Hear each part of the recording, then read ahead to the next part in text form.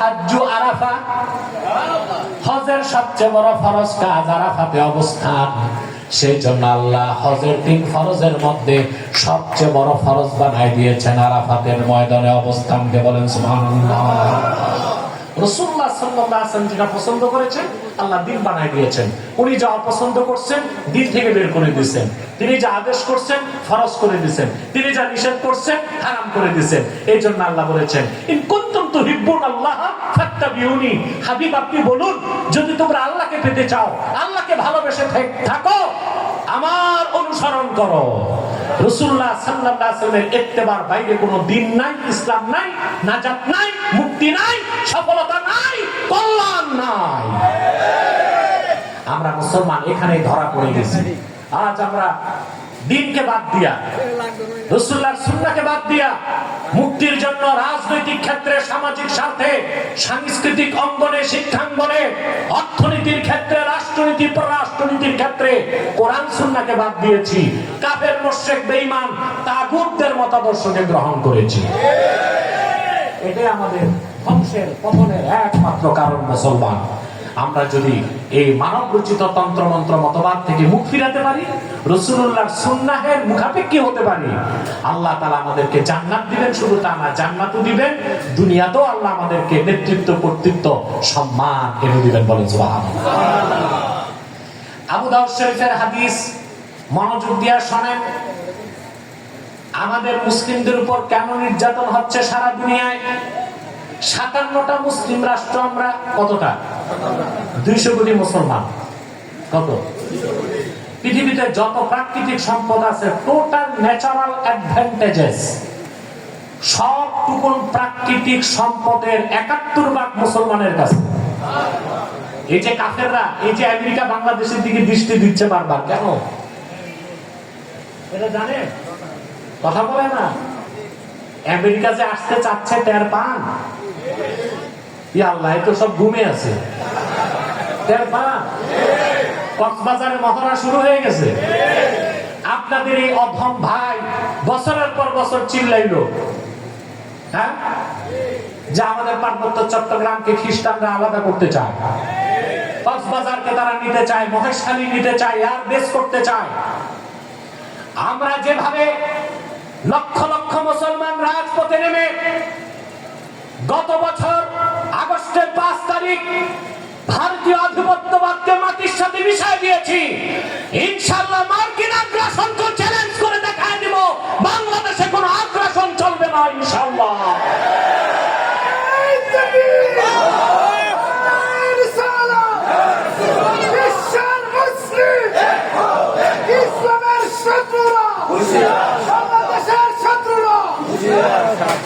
আমাদের সমস্যা 2 দল দালাল, একদল ভারতের দালাল আর একদল আমেরিকার দালাল। আমরা দোনো দালাল, দোনো টাইপের দালালদেরকে রেড কার্ড দেখাবো।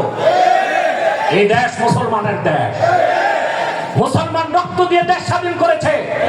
47-এ রক্ত দিয়েছে মুসলমান, 52 সালে রক্ত দিয়েছে মুসলমান, 71-এ রক্ত দিয়েছে মুসলমান, শাপলা চত্বরে রক্ত দিয়েছে মুসলমান, আন্দোলনগুলোতে রক্ত দিয়েছে মুসলমান। মুসলমানের রক্তের বিনিময়ে অর্জিত সোনার বাংলার 1 ইঞ্চি জায়গায় কোন আধিপত্যবাদকে আগ্রাসনের কালো হাতের থাবা বসাতে দেওয়া হবে না, হবে না, হবে না।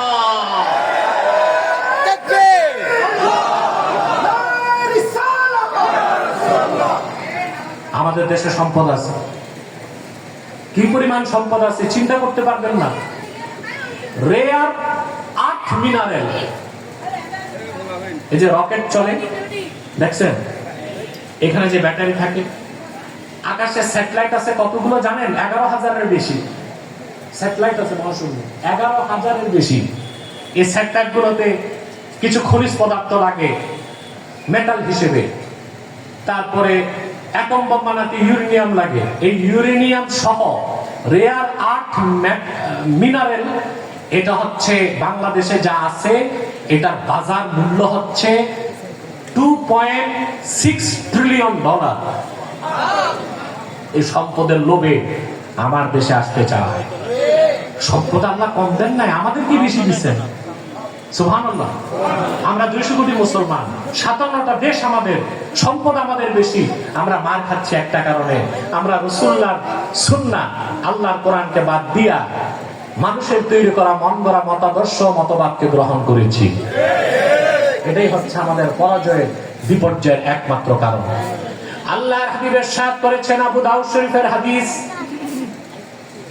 ইযা তাবায়াতুম বিলঈনা ওয়া আখাযতুম আদনাবাল বাকর ওয়া রাদিতুম বিয-যার'i ওয়া তারাকতুমুল জিহাদ সাল্লাল্লাহু আলাইকুম যুল্লান লা ইয়ানজি'ুহু হাত্তা তারজি'ু ইলা দীনিকুম। ইযা তাবায়াতুম বিলঈনা, যখন তোমরা এমন ব্যবসা করবে যে ব্যবসা সুদের সাদৃশ্য রাখে। সুদ সুদ বুঝেন না? এখন তার সুদের ওয়াজ হয় না, বক্তারা সুদের ওয়াজ করে থেমে গেছে, বন্ধ হয়ে গেছে। একটা হচ্ছে প্রকাশ্য সুদ খাওয়া, আরেকটা হচ্ছে এই না বাহানা করে সুদ খাওয়া। কি করে সুদ খাওয়া? এমন না, এই বাহানাটা বুঝেন? বাহানা করে সুদ খাওয়া। আউনুল মাবুদে এই হাদিসের ব্যাখ্যায় লেখা হয়েছে, আল বাইআতুল্লাতী তাতাশাব্বাহু বির-রিবা, যে ব্যবসাটা পুরোপুরি সুদ না, সুদের সাদৃশ্য আছে। কি আছে? এমন অনেক ব্যবসা আপনারা বাংলাদেশে করেন, যেমন ইটের ভাটাতে যে ইট কিনে রেখে দেয় সিজনে, অন্য সিজনে সুদে সহ টাকা নিয়ে আসে, ইট বাড়িতেও গেল না, ধরলো না। আছে না এটা? আবার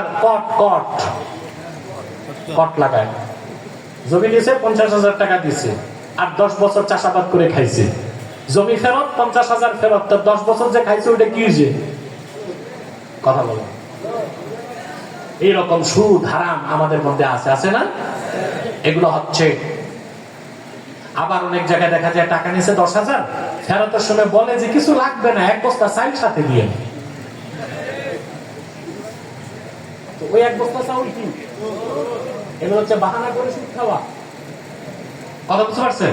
রাসূলুল্লাহ সাল্লাল্লাহু আলাইহি ওয়াসাল্লাম বলেছেন, ইযা তাবায়াতুম বিল-ঈনা, যখন তোমরা ব্যবসা করবে এমন ব্যবসা যা সুদের সাদৃশ্য রাখে, ওয়া আখাযতুম আযনাবাল বাকর, গরুর লেজকে আঁকড়ে ধরবে, ওয়া রাদিতুম বিয-যার'i, কৃষিতে সন্তুষ্ট থাকবে, আখিরাতের চিন্তা ছেড়ে দিবা, ওয়া তারাকতুমুল জিহাদ, জিহাদকে বাদ দিবা, সাল্লাল্লাহু আলাইকুম যুল্লা, আল্লাহ তোমাদের উপর তখন বেইজ্জতিকে সুপর্দ করবেন, লাঞ্ছনা বঞ্চনা তোমাদের উপর দিয়ে দিবেন। লা ইয়ানজিউহু হাত্তা তারজিউ ইলা দীনিকুম, ততক্ষণ পর্যন্ত সেই লাঞ্ছনা আল্লাহ সরাবেন না যতক্ষণ না তোমরা আবার দ্বীনের পথে ফিরে আসো। তাহলে আমাদেরকে দ্বীনে ফিরতে হবে। কিসে? দ্বীন হচ্ছে কোরআন সুন্নাহ, ঠিক কিনা বলেন? রাসূলুল্লাহর সুন্নাহর বাইরে কোনো দ্বীন নাই। সেজন্য আল্লাহ রাব্বুল আলামিন বলেছেন, কুল ইন কুনতুম তুহিব্বুনাল্লাহা ফাত্তাবিউনি ইউহিব্বুকুমুল্লাহ। প্রিয় হাবিব মুহাম্মদ সাল্লাল্লাহু আলাইহি সাল্লাম, আপনি বলে দিন, যদি তোমরা আল্লাহকে ভালোবেসে থাকো, ফাত্তাবিউনি, আমার অনুসরণ করো, ইউহিব্বুকুমুল্লাহ, আল্লাহ তোমাদেরকে ভালোবাসবেন, ওয়া ইয়াগফির লাকুম যুনুবাকুম, তোমাদের জীবনের গুনাহগুলো maaf করে দিবেন, আল্লাহু গফুরুর রহিম।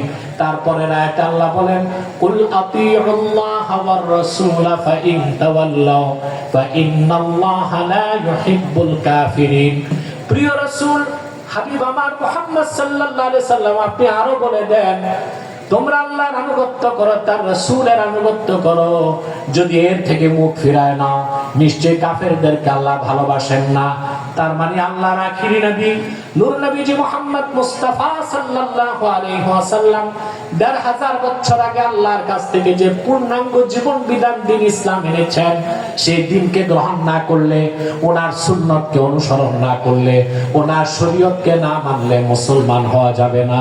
আর যে মুসলমান হবে না, সে কোনোদিন সুন্নি কিংবা আশিক হইতে পারে না। তাহলে আমাদের প্রথম কাজ হচ্ছে আমরা বিশ্বাস পুরা রাখতে হবে দিন ইসলামের, শরীয়তের, আর সুন্নতকে বিশ্বাস করে যথাসাধ্য আমল করতে হবে। পারবো ইনশাআল্লাহ ভাই? আমি আজকে কয়েকটা ওয়াদা দিতে চাই।